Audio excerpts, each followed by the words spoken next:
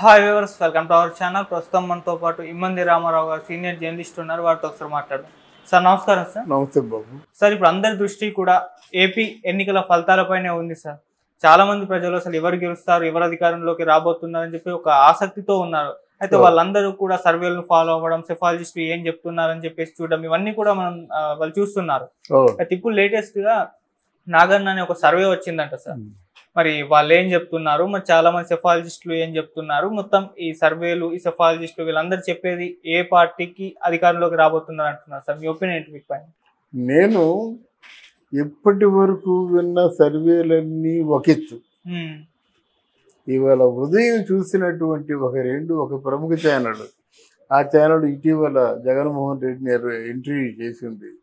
ఆ ఛానల్ అలా చెప్పకూడదు, ఎందుకంటే కూటమి ఓడిపోబోతుంది, మళ్ళీ సింహాసనాన్ని వైసీపీ అధిష్ఠించబోతుందని ఎవరూ చెప్పకూడదు.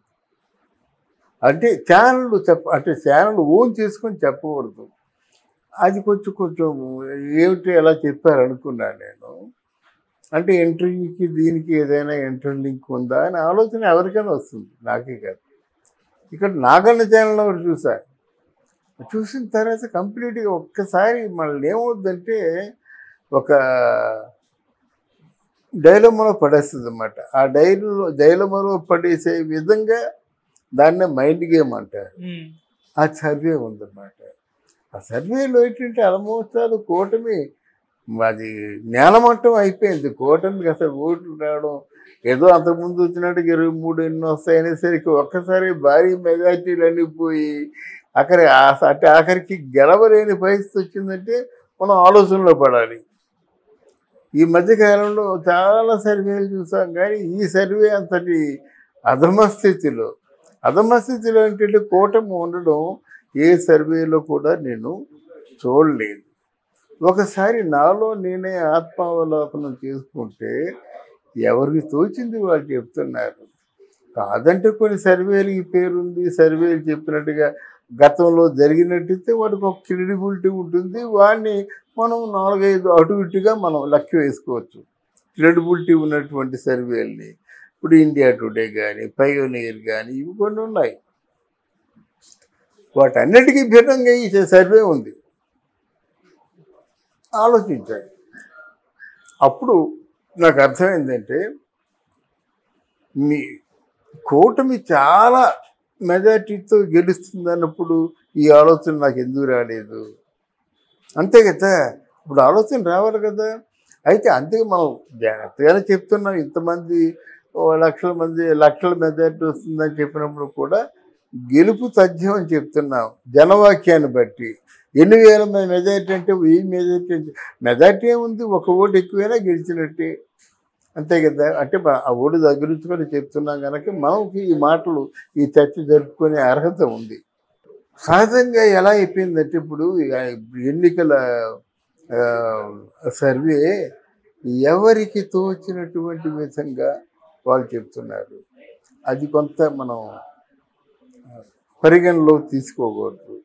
కాదంటే మిగతా చోట్లంతా ఒక పద్ధతిలో నడిచింది, ఒక పిఠాపురంలో జరిగిన హడావుడి, ఓట్ల మెజారిటీ, లేదా మామూలుగా ఈ ఎలక్షన్ క్యాన్వేసింగ్ చేసే తీరు, ఇదంతా ఆంధ్రప్రదేశ్ మొత్తంలో జరుగుతుంది అనుకోకూడదు కదా మనం. అదొకటి. రెండవది, రూరల్లో వైసీపీకి కూడా చాలా ఓట్లు పడ్డాయి. తర్వాత ఏమో సాయంత్రం నుంచి అర్ధరాత్రి వరకు పడినటువంటి ఓట్లు, వాళ్ళు ఏంటంటే ఈ సాయంత్రం నుంచి అర్ధరాత్రి వరకు పడిన ఓట్లు గతంలో వైసీపీకే పడ్డాయి. అంటే అక్కడ వీళ్ళు వాలంటీర్స్ వాళ్ళని డబ్బులు ఇచ్చి దగ్గరుండి తీసుకొచ్చి ఓట్లు వేయించారన్నది ఒక విషయం. తర్వాత ఏంటంటే ఈ రూరల్లో మొత్తం ఓట్లన్నీ వైసీపీకి పడ్డాయన్నది ఒక విషయం. ఇవన్నీ మరి శాంపిల్స్ ఇచ్చేవాళ్ళు వీళ్ళందరినీ చెప్పారు కదా. రూరల్లో చెప్పారు, చదువుకున్నారు, గవర్నమెంట్ ఉద్యోగస్తులు, పోలీసులు, యూత్ అందరి గురించి చెప్పారు కదా. వాళ్ళందరినీ అవాయిడ్ చేసి సర్వేలు ఇచ్చారా అని ఒక ప్రశ్న. వాళ్ళందరినీ కలుపుకొని కదా సర్వే ఇచ్చారు. కొన్ని లక్షల మంది శాంపిల్స్ తీసుకొని ఇచ్చిన సర్వేలు కూడా ఉన్నాయి. నిన్న ఒక ఛానల్లో చూశాను, అది కేకే సర్వే. ఆయన ఒకటే చెప్తున్నాడు, ఇది కానీ నేను అంటే నిజం కాకపోతే మరి ఇక నేను సర్వేలు చేయనండి, నన్ను ఇక నేను చేయను, అంటే నేను ఈ మాట మర్చిపోతాను అన్నట్టు చెప్పాడు. ఆయన ఎంత చెప్పాడంటే తక్కువలో తక్కువ తెలుగుదేశం పార్టీకి జనసేనకి కలిపి 97 అన్నాడు. అది నాకు తృప్తికరంగా అనిపించింది. 90 నుంచి 97 అంటే మేజిక్ ఫిగరే కదా, చాలు. దానికి గొప్పగా చెప్పవలసిన అవసరం లేదు. 120, 130, 140 ఇదని బేరాడా కనుక అది నాకు కొంచెం ఖచ్చితత్వం కల్పించింది దాంట్లో. కనుక ఓవరాల్గా కూటమికి బొటాబొట్టిగా సక్సెస్ వస్తుందని మనం చెప్పుకోవచ్చు. ఎందుకంటే ఆ సర్వే చేసే విధానం, చెప్పే విధానం అంటే this is the least figure అన్నమాట అని మనం నమ్ముతున్నమాట. అంతకంటే నేను ఇంకొక క్లూ నాకు ఏమనిపించిందంటే, ఎప్పుడైతే అమిత్ షా ఆంధ్రాలో కూటమి గెలుస్తుంది అన్నాడో, అంటే రెండో ఎగ్జాంపుల్ ఇది. కూటమి గెలుస్తుందని ఆయన ఎలా చెప్తాడు? చెప్పకూడదు కదా.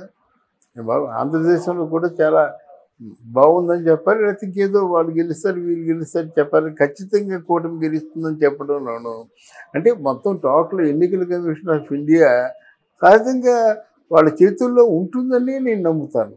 ఎందుకంటే ఆ భారీ కౌంటింగ్ ఫిగర్స్, భారీ ఫిగర్స్ వాళ్ళు తెలిసిపోతుంది వాళ్ళకి. కనుక మోదీ చెప్పిన మాటైనా, అమిత్ షా చెప్పిన మాటైనా, చూసాయిగా చెప్పినప్పుడు కూడా, ఒక చిన్న లీక్ ఇచ్చినప్పుడు కూడా దాన్ని క్యాచ్ చేశాను నేను. అంటే వాళ్ళు తెలియకుండా చెప్పరు. అయితే వీరు గెలిస్తే మాత్రం ఊహనేలా గెలవరు, మేజిక్ ఫిగర్తో గెలుస్తారు అనే ఉద్దేశంతో నేను చెప్పాను. కానీ సర్వేని నమ్మకూడదు అని చెప్పకూడదు. మరి ఆ సర్వేలను బట్టే కదా రిజల్ట్స్ వస్తున్నాయి. కనుక అది కొంచెం ఎగ్జాజరేషన్ లేకుండాను చెప్తే దానికి సర్వేకి ఒక అర్థం ఉంటుంది. ఈ ఉదయం ఒక అనలిస్ట్ మాటలు విన్నాను నేను, ఒక పేరు ఎన్నికగల అనలిస్ట్ మాటలు. అప్పుడే ఆ పార్టీ గెలిచేస్తుందని వైసీపీ పార్టీ గుండు కొట్టించుకొని వచ్చానని, తిరుగులేదు. ఒకవేళ వైసీపీ ఓడిపోతే నేను అసలు చెప్పటికి ఏమవుతుందంటే రేపటితో అయిపోతుంది.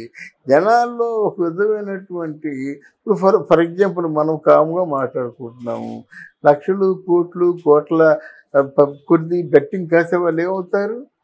గుండె జారిపోతుంది కదండి. ఆస్తులు మొత్తం కొదవబెట్టేస్తున్నారు కదా వాళ్ళు ఏమవుతారు? అంటే ప్రజల ప్రాణాలతో ఆటలాడుకున్నట్టే కదా ఇది సర్వే. కనుక ఇవన్నీ చెప్పేవాళ్ళు కొంచెం జాగ్రత్తగా చెప్తే బాగుంటుంది. ఏది ఏమైనప్పుడు కూడా చాలా టోటల్ ఇది డిఫరెంట్ రాజకీయంలో కనిపిస్తుంది. చంద్రబాబు నాయుడు ఇంటికి ఒక పక్క స్పెషల్ ఫోర్స్ పంపిస్తున్నారు. సరే గెలిచే వాళ్ళ ఇంటికే కదా ఇవన్నీ ఉంటాయి. మా పవన్ కళ్యాణ్ ఏమో మోదీ గారు స్పెషల్గా ఫోర్స్ పంపిస్తున్నారు. వీళ్ళు ఓడిపోయేలాగా ఉంటే ఇవన్నీ ఎందుకు ఉంటాయి? ఉండవు అసలు. సహజంగాను ఓడిపోయేలా ఉంటే ఇంత చర్చే ఉండదు అని ఇన్ని కారణాల చేత మనం కూటమి గెలుస్తుందని చెప్పాం. కానీ అంతేగాని కళ్ళు మూసుకొని మనం చెప్పలేదు.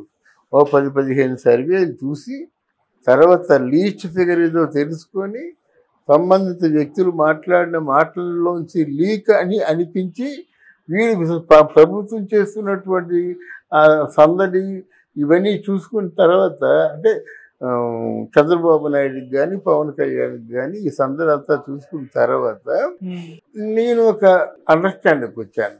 తర్వాత ఇక్కడ కూటమని ఉన్నట్టయితే ఇప్పుడు జనసేనకి ఇన్ని మంత్రి పదవులు ఇవ్వాలి, ఇన్ని నామినేటెడ్ పోస్టులు ఇవ్వాలి అన్నారు. అంటే ఇన్ని మంత్రి పదవులు నామినేటెడ్ పోస్టులు ఇచ్చినప్పుడు మోదీకి తెలియకుండా ఇస్తారా? కూటమిలో అంతర్గతంగా చర్చ జరిగిన తర్వాత కదా లీకో ఏదో బయటకు వస్తుంది. ఆయన కాదని మాలో మేము చూసుకుంటే మరి ఆయన ఎందుకు?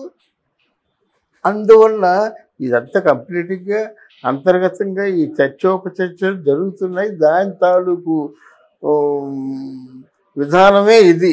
ఇన్ని బెర్తులు ఇవ్వాలి జనసేనకి, ఇన్ని కేంద్రంలో కూడా అవకాశాలు ఉంటాయి. అలాగే జనసేనకు కూడా గెలిచిన వాళ్ళందరికీ మీరు బెర్త్ ఇవ్వాలి. ఇవన్నీ జనసేన కాదు, బీజేపీకి కూడా. అంటే ఇవన్నీ బయటకు వచ్చాయంటే మొత్తం కూటమి లేదు. పోలీసులు ఏకపక్షంగా వ్యవహరిస్తున్నారు. డబ్బు ప్రవాహంలో పారుతుంది. తర్వాత ఏంటంటే ఎలక్షన్ కమిషన్ కూడా ఆ ప్రత్యర్థుల మీద సరైనటువంటి యాక్షన్ తీసుకోవాలి. ఇవన్నీ మామూలే.